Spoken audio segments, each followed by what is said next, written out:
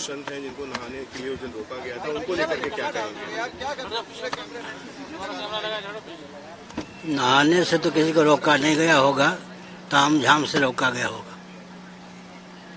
उनको लेकर कोई विचार नहीं महाराज जी? उनको स्नान करना चाहिए महाराज जी अब आके? झगड़ा मत लगाओ।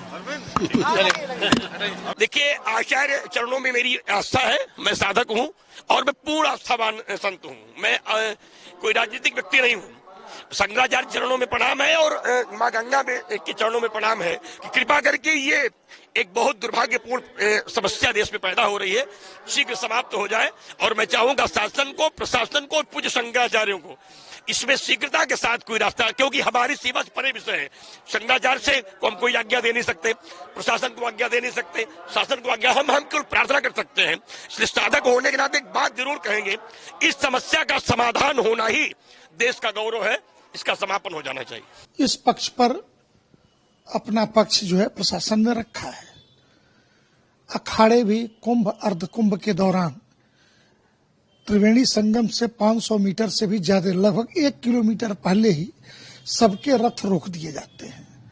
आप 50 फीट भी चलने को तैयार नहीं थे एक संत के रूप में, जमीन पर रथ समेत नहाना चाहते थे, तो ये तो कम से कम तीर्थराज प्रयाग जी को ये स्वीकार्य नहीं था। एक प्रश्न है। जहां तक शंकराचार्य पद को लेकर विवाद है, तो ये 2013-14 में कहते हैं कि इनके गुरु ने वसीयत किया। उस वसीयत के आधार पर ये अपने को शंकराचार्य होने का दावा करते, और इनके गुरु ने 2020 में एक प्रतिष्ठित चैनल को इंटरव्यू देकर के ये कहा कि मैंने कोई उत्तराधिकारी नहीं बनाया है, कोई वसीयत नहीं की है। तो प्रश्न उठता है, या तो गुरु झूठ बोल रहे थे या चेला झूठ बोल रहा है। और दूसरे कि सुप्रीम कोर्ट ने पुरी के शंकराचार्य जी के शपथ पत्र के आधार पर इनके अभिषेक पर रोक लगा दी। अब ये नया तर्क वकीलों के माध्यम से गढ़ते हुए पाए जाते हैं कि 15 अक्टूबर को जो रोक लगी तो मेरा उसके पहले हो गया था। अरे, आपके मठ से आमंत्रण पत्र से लेकर के आपके मीडिया प्रभारियों के द्वारा सारी चीजें कि 17 अक्टूबर को होगा, इसी को आधार मान के 15 अक्टूबर को ये सारा प्रतिबंध सुप्रीम कोर्ट ने अस्थायी प्रतिबंध लगाया। जीवन में नहीं हो सकता, क्योंकि हाई कोर्ट का डिसीजन क्या है?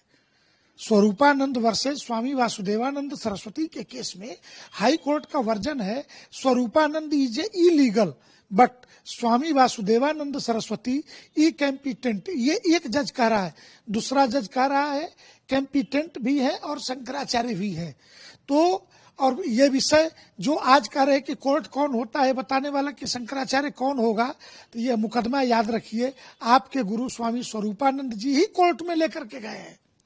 ये मुकदमा 1953 में पूज्यपाद इस ज्योतिष पीठोद्धारक स्वामी ब्रह्मानंद सरस्वती के ब्रह्मलीन होने के बाद से ये मुकदमा कोर्ट में लेकर के जाने वाले जबलपुर सिविल कोर्ट से फिर ये प्रयागराज सिविल कोर्ट को ट्रांसफर हुआ। पूज्य शांतानंद जी, ब्रह्मानंद जी के उत्तराधिकारी शांतानंद जी के बाद विष्णु देवानंद जी, और वर्तमान में गद्दी पर स्वामी वासुदेवानंद सरस्वती जी विराजित हैं। और सुप्रीम कोर्ट से में ये केस पेंडिंग है, और सुप्रीम कोर्ट के द्वारा आपके अभिषेक पर पूर्णतया प्रतिबंध है। ऐसी परिस्थिति में स्वयं को स्वयंभू शंकराचार्य कह के कभी किसी पूर्व मुख्यमंत्री के दरवाजे पे जाके कि सीएम नहीं बनाऊंगा तो चैन नहीं आएगा, कभी किसी उद्योगपति के दरवाजे जाकर के बैठ जाना, कभी किसी उद्योगपति के शादी विवाह में जाके शामिल हो जाना, अशास्त्रीय कृत्य करना। और जितनी बार भी मेरी जानकारी में 3-4 बार ये इनके ऊपर लाठीचार्ज हुए हैं, और 3-4 बार हमेशा इन्होंने बटुकों को आगे करके बटुकों के ऊपर खेलने का प्रयास किया है। तो आप अपने यहाँ गुरुकुल चलाते हैं या अपने सुरक्षा कवच के लिए निरीह बटुकों का प्रयोग करते हैं, इस्तेमाल शब्द उर्दू का है वो करते हैं, ये तो आपको बताना पड़ेगा। और जहां तक प्रश्न है कोर्ट का, तो सुप्रीम कोर्ट से आप पर प्रतिबंध है, आप शंकराचार्य नहीं हैं। और दूसरे कि जिस शंकराचार्य के कि उन्होंने अभिषेक किया वो उपस्थित नहीं थे, और शंकराचार्य ने अभिषेक नहीं किया तो कोई प्रतिनिधि कैसे कर सकता है? विधु शेखर भारती खुद शंकराचार्य नहीं है, और वहां के शंकराचार्य को कहना पड़ा श्रृंगेरी के शंकराचार्य को कि मैं शंकराचार्य हूं, विधुशेखर भारती शंकराचार्य नहीं है। इसलिए ये तथ्यहीन फालतू की बातें, सरासर झूठ बोलना सनातन धर्म की मर्यादा को ये गिराता है।